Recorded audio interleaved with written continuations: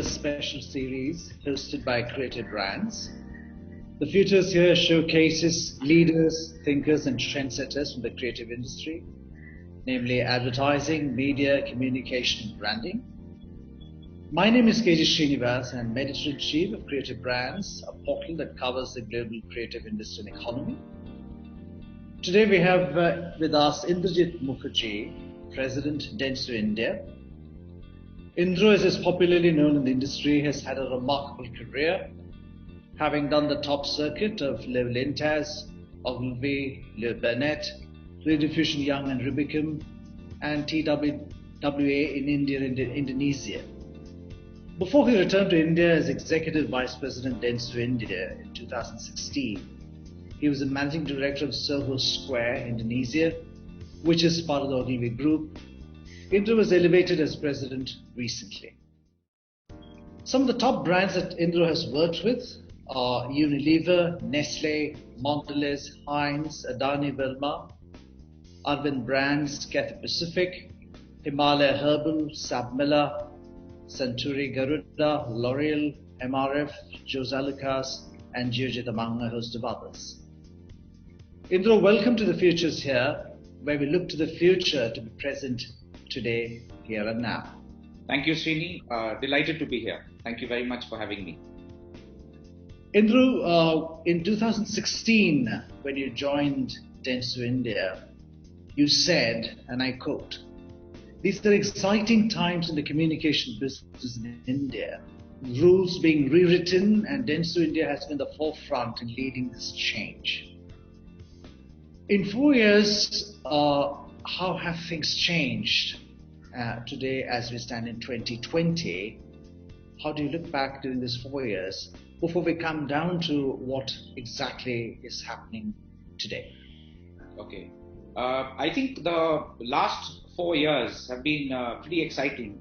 At the time when I joined the agency, our dependence on certain categories, our dependence on certain clients was significant. And what we managed to do is, over the last couple of years, opened the agency into other sectors. And the other thing that we've done is that we've also looked at new disciplines. So we now have our own digital agency called Dentsu India Slingshot. We do work in brand consultancy. We do work in design. So apart from traditional work that used to happen over some of the large clients that we had, we're looking to kind of do work across the stream. It's more kind of through the line than any one particular discipline. The other thing I think, which is kind of very core to what we do at Dentsu India, is that we believe that the dreams of every marketeer, whether large or small, are the same to be successful. And we have partnered large multinationals. We've also partnered startups. So that's where we kind of pride ourselves, where at the end of the day, it's about giving the dreams to kind of come to life, and we're equally adept at managing large businesses and also smaller businesses. And there have been a host of them that we've partnered over the last 4 years to kind of help them grow, and now they're all kind of out there flying. So that's something that one has seen over the last few years. Indra, in fact, when you took over as president, we'll come back to what we spoke about in a few minutes from now. When you took over as president, you said that you were faced with a new normal, where we see a new paradigm shift in the way brands present themselves. In fact, today, as we speak, the pandemic has forced turning on its head every assumption and every tested notion that we have known the creative sector. From the creative perspective, Indra, how do you visualize this schism? Not merely as an interruption of the continuum. How do you visualize this new paradigm? So I think rightly what you said. I mean, this pandemic is firstly got all of us to think, and there's a lot of reflection that's been happening, and how are we going to manage in the new times? So there are a couple of things that are emerging very, very clearly. The first thing is, I don't think so. I think the lines between a traditional agency, a digital agency, and out of home agency, they're all merging. And I think today communication it's not kind of ATL or BTL, but it's through the line. The second thing is that it's about medias that are agnostic. So you're thinking about ideas, not necessarily for print or TV, but you're thinking of the idea first and then looking to kind of take it through different media. The third thing, which I think is happening to everybody, which is what I say, either you're an essential or you're a non-essential. So as a person, as a brand, as a service, everyone's going through the dilemma whether are you going to be in this set or are you going to be in that set. So if you're going to be in the essential set, you have to reinvent yourself. You have to reskill yourself to be relevant to today's times. If you're not, you will be a non-essential. Likewise, what we see with consumers, there are some categories that have actually kind of taken off. Case in point being a lot of the brands that are in the e-com space. A lot of consumers who were hitherto not coming on to, for example, grocery shopping, are coming onto platforms to kind of do their grocery shopping. There are other categories where we see deferred purchases. So whether it's holidays, whether it is automobiles, whether it is large ticket items, the home sector. So those are, currently in the non-essential sector, but hopefully over time things will, kind of improve. But what we're seeing is that, it's a new normal. There are new things that are actually, being thrown onto the brands and clients. And I feel that this presents an opportunity in itself. And it was a time for all of us to kind of, actually take stock and, look at things afresh. The other thing that, is, which, one kind of talks about, which is large office spaces today, where most of us are actually working from home. You have, large corporates which are there, which we've kind of built like, 40,000, 50,000 square feet of space. Now, what are you going to do with that space? So questions like these need to be answered. Brands, consumers, companies have to be fitter, have to kind of actually walk the talk. And and kind of, look forward to the new normal. The moment you're going to kind of keep pushing and, going against the grain, it's only kind of going to work against you. So the faster you adapt to this, the better for you in the long run. Indra, just to further that point, you have spoken about being effective, being intuitive, and most importantly, being able to show the true partnership with your clients. How would you, given the new circumstances, how do you go about defining or redefining the new client-agency partnership or relationship as we speak? Yeah, I think, Srini, the first thing is that you have to understand what the client's business challenges are. And therefore, the solutions that you provide would be creative business ideas and not just creative ideas. You need to think what the client is going through. You need to be in their shoes to try and understand what are the big challenges that they're facing. So, for example, in the automobile sector, we have a challenge where consumers are not coming to the showrooms, because of social distancing. Now, how in that situation can you get the showroom can come to kind of come to the customer? That's an intervention that, as an agency, that's what we would suggest to our client. So thinking about business ideas, helping them solve those, that's number one. Number two, reinventing the wheel. So like I said, through the line. So it doesn't matter, where you're doing it. You're still solving a client problem. And how best can you provide that solution? So yeah, that's what I would say is true understanding and, walking along with him, because these times will go by and great agencies will be remembered for those who actually stood by their clients in these tough times. Likewise, I think also for the reverse, clients who are standing by their agencies in times like these. Indra, we were talking of integration, greater integration within the agency itself. Alongside, we have seen an expansion of the role of the agency vis-a-vis its clients. We just mentioned about how agencies are now looking to, or rather clients look to agencies for a genuine partner in developing businesses and ideas in businesses. How do you push that idea further? In fact, you see that it's becoming increasingly a role of a consultant. the role of the agency to a large client?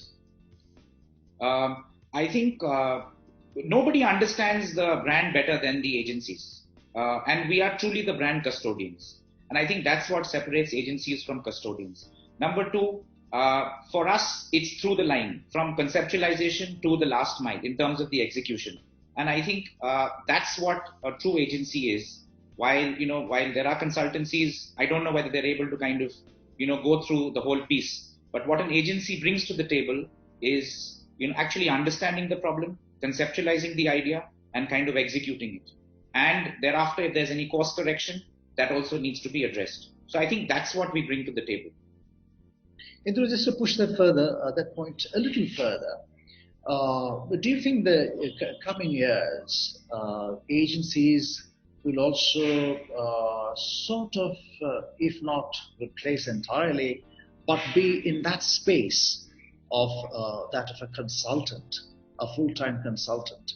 So like some of the big ones, like Price Waters or whatever. You think agencies will sort of fill that space? Will there be a situation like that? I think there will be, a nice existence of both. So it will be a harmonious coexistence of both. And like I said, that the understanding of the brand is what agencies bring to the fore. We're kind of traditionally the brand custodians, and that will continue. So I think it will be a nice mix. Agencies need to kind of look at what consulting agencies do and bring that side of the table too, and therefore kind of have a nice mix between, for example, data and creativity, and kind of find a nice balance between the two. Right. Indra, during this period of the pandemic, the digital medium came to the fore. I mean, everybody talked to the digital medium. Yes. If you have a closer look at it, do you think it has been effective, or does the digital medium, is it being understood clearly by both clients and as well as agencies? You spoke about ideas, in fact, a few minutes ago. Yes. So Srini, I think, we've been talking about, digital kind of coming into mainstay for the last couple of years. So that's been happening across brands and marketeers over the last couple of years. What this pandemic has managed to do is that I think it's accelerated the decision of a lot of clients. Some clients were already ahead. Some clients who are kind of lagging behind have adapted to the new kind of, environment and digital becoming a digital first kind of campaign situation. But what I would say is that at the end of the day, it still needs to be a balance between, for example, television and digital. What television does, it kind of helps builds, it builds desire. At the end of the day, you're seeing it on a big screen. So the way I look at it, it should be like a TV plus model. Television is always for the long term. You may still get, short-term gains using digital, more transactional. But at the end of the day, I think if you're, looking to still build awareness and get, consumers at the top of the funnel, television continues to be a very important medium. But at the same time, digital today, given the fact that, you can reach out to consumers, given that it is measurable, is of course becoming very, very important. So I would pitch it at a, like a 60-40 or a 70-30 in terms of, say, TV versus digital. But fundamentally, if you're not able to kind of let consumers know what the brand is, then you're not even going to be relevant in his feed when it comes down to, digital. So that's what I believe. And marketeers need to find a nice balance between their short-term objectives and their long-term goals. Under the circumstances, we have, of course, on one hand, we have the essentials, example being, say, food sector. We have, on the other hand, let's say, automobiles. We spoke about it a few minutes ago. Two different sectors, two different requirements at the moment. What has been your take on bridging the gap, as it were? Food will continue to be the predominant, for example, sector. Yes. Probably a secondary sort of desire in, for example, the Maslow's pyramid, for example. Yes. What have you seen during this past few months, and what do you think is possible or probable in the coming months? See, I think, Srini, right now, like you said, the essentials will obviously dominate in everything that we do because of the current sentiment, that kind of prevails. But interestingly, we're seeing traction even in the automobile category simply because of, the social distancing norms, etc. So for some of the data that is available, you will see that a lot of the automobile companies are seeing traction in the entry level segment. So a lot of consumers are looking to come in, but they're coming in at the bottom of the pyramid, not necessarily the premium kind of models, but they're looking to kind of come in. So maybe slow, maybe we will see some traction, over the festive season. But yes, that is also happening simply because consumers are not very comfortable traveling in a shared mobility. So that's going to happen, probably, baby steps. But yeah, it's going to kind of help the automobile sector, as we kind of go forward. Right. So in view of that, what are the sort of conversations you've had with the various sectors of your clients? They would have sought some sort of reassurance from you in terms of repositioning or positioning their brands and reaching out and communicating effectively. What has been your conversation? I think, most importantly, what we urge all of our clients is you need to stay top of mind. You need to stay top of mind in such situations. Brands, and it has been historically proven that brands who are there top of mind are brands that are remembered. That's like the first.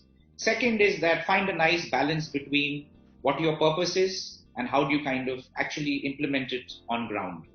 So you may have a large philosophy, but make sure you don't get carried away, and that is kind of actually manifest in what you do. The third thing in terms of actual businesses, we've been working with some clients where direct to consumer is something that we've been working with to see how we can kind of look at the new normal and help kind of some of our clients build that channel, because that's becoming more and more important. So these are some of the things that we've been kind of dabbling in, Srini. Lots to learn as we go forward, but those are some of the things, and I constantly kind of keep telling our clients that don't lose sight of the true north, which is that's what your brand is. So build around that, but don't just jettison all that you've got and you've built over the years. So keep that in focus, but reinvent yourself to kind of stay relevant in today's times. Yeah, Indra, we'll come back to what you had originally started with. Maybe you could shed a little more light on that. Sure. Which is to do with integration. At Dentsu, for example, I guess you seek to build bespoke teams, as it were. Yeah. You draw in experts from various verticals, be it digital or marketing or creative, and you attempt to put together a more integrated communication strategy for your brands and business. Can you shed a little more light on how do you advance this? So what we try and do, Srini, is that Dentsu actually has multiple specialists within the Dentsu Aegis network. So typically we have the brand lead, who actually kind of is the interface between the client and the agency, and it is the brand lead who kind of actually pulls in these specialist skills and kind of works in a collaborative fashion to try and ensure that the entire consumer journey piece is kind of managed by the different agencies. And we've been working very successfully with a couple of our clients, following this model, because fundamentally it's the brand lead who kind of actually understands and knows the brand, and he pulls in the specialist skills, whether it's digital, experiential, shopper marketing, to kind of see how best, keeping in mind what the brand stands for and how it can be deployed across all these touch points. Indra, tell us something about your favorite campaign. I think top of mind right now, Srini, is a campaign that we developed last year for one of our brands, which is for Toyota. Now, over the years, and Toyota has been around in India for the last 20 years, Toyota has been positioned as a very premium, a brand that kind of caters to consumers in a certain segment, so slightly the older consumers, as it were. And we've got stellar products in the Fortuner and in the Innova, etc. Last year, we had the opportunity of launching Toyota's first cross-badge model. It was the Toyota Glanza. And it was a challenge because it was a cross-batch product, and the challenge of reaching out to younger consumers who the brand had not reached out to in all these years. So I must tell you that we're very happy that this June we kind of had record numbers, and we very clearly kind of marked a change in terms of also being relevant to younger consumers, while we still kind of continue to take care of our the older segment. But the Glanza campaign, which was around Go Hatching, was an extremely successful campaign where the brand needles across various parameters moved. And in times like these, where the automobile category is going through very challenging times, we were able to kind of have a very successful launch of Toyota India's first cross-patched car in India. That's one campaign that I would say is top of mind. Indra, what has been different from your experience in Indonesia and India? Of course, it's been 4 years ago, but in terms of work culture or perspectives, what has been different? So I think, Srini, there are a lot of similarities, firstly. I think the fact that, we both have large populations, we are growing economies, those are, digital is something that is being adopted both in India and Indonesia. So there are lots of similarities, as it were. In terms of communication, I think, from what I've kind of seen and been part of, Indians love emotion. And that's something which is kind of, the center pinning of all the work that we do. In some of the work that we've done in Indonesia, it's largely kind of more kind of functional, as it were, because if you're a washing powder, then tell me how beautifully you wash, and it kind of ends over there, as opposed to something which is slightly more deeply ingrained. But there are lots of similarities too.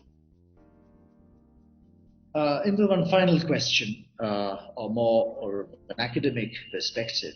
Sure. I believe advertising is more like sociology in action, because you understand people, you understand their instincts, you understand their needs, desires, or what is called the pyramid of desires. What do you, having been in advertising, what is your take on your idea of advertising and communication? Srini, I think what we do is we help present brands to the world. And at the end of the day, the decision to, like or love, actually depends on the consumers. But I think what we do is try and kind of do something which is, build on brand love. That's what we try and do. And over the years, great brands are built over great campaigns. And, I've been privileged to work in some very formidable agencies, worked in some very formidable brands. And, that's something that will last, there are campaigns that you talk about, even, those campaigns that happened in 1980. That's what kind of makes great brand advertising. That's what makes a great brand. And people will remember you for generations to come. Thank you, Indra. Thank you very much. Thank you, Srini. Thank you for having me on your show.